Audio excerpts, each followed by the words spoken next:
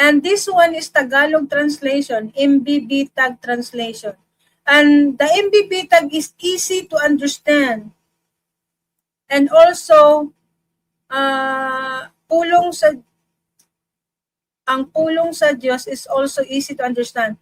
Ang pulong sa Diyos is accurate on the translation on John chapter 1. I'm going to show you because there is things that the translation is different.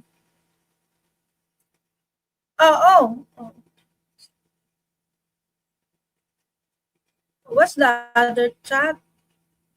Oh, I cannot see those things. Oh, that must be. Okay. I'm going to share my screen about the translation. This one, ang pulong sa Diyos on John 1 is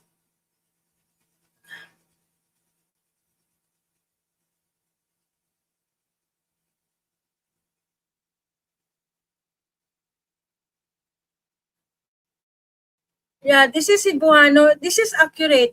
Sukat pa kanina ana ang gitawag nga pulong. So pulong is the word, and the word is with God. Kauban na sa Dios, meaning is with God.